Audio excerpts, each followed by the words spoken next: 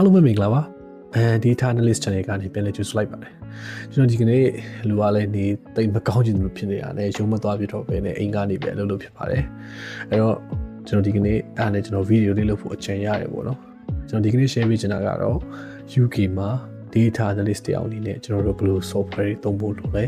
ပြီးတော့ team structure တွေကဘယ်လိုရှိလဲဆိုတာကို knowledge sharing လေးလုပ်ပေးချင်ပါတယ်ပထမဆုံးအနေနဲ့ကျွန်တော်တို့ team မှာ data analyst 4ယောက်ရှိပါတယ်ပြီးရင် senior analyst ရှိပါတယ် senior analyst ရဲ့အထက်မှာကျွန်တော်တို့ရဲ့ manager ပေါ့နော်manager ရှိပါတယ်ပြီးတော့ကျွန်တော်တို့မှာ data engineer 2ယောက်ရှိပါတယ်အဲ့ဒါအရင်တုန်းကပေါ့နော်အဲ့ data engineer 2ယောက်ရဲ့အောက်မှာ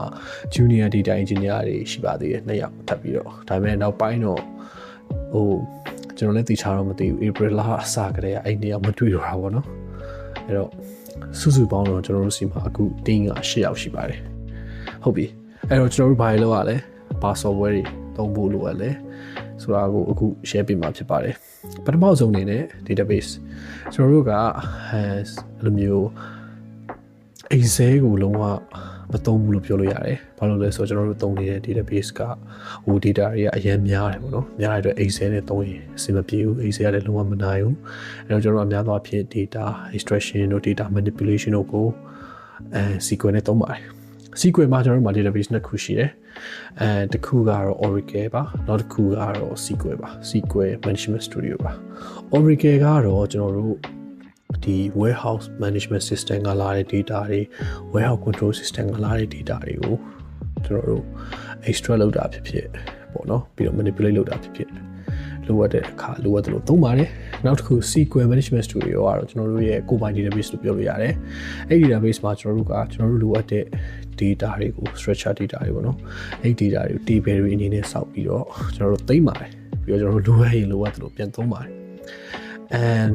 ဘာလို့လို့ရလဲကတော့နောက်ဗီဒီယိုတွေမှာရှင်းပြပေးပါမယ်လောလောဆယ်ကတော့လုံးဝဟိုဘယ်လိုပြောရမလဲအပေါ်ရန်ပေါ့နော်အဲ့ဒါပြီးတော့programming language ဟုတ်ပြီ programming language အနေနဲ့ကျွန်တော်တို့က SQL လိုပါတယ် definitely SQL မရလို့ဖြစ်ပါဘူးSQL ကိုတော့မှကျွန်တော်တို့ Oracle ရဲ့နောက်တစ်ခုက SQL Management Studio အဲ့နှစ်ခုကဟို syntax လေးသိမ့်မတူပေါ့နော်ပြီးကျွန်တော်တို့နောက်တစ်ခုက Spark SQL ဆိုတာရှိသေးတယ်ကျွန်တော်တို့ရဲ့နောက်ထပ် data platform တစ်ခုမှာသုံးတဲ့ဟာပါ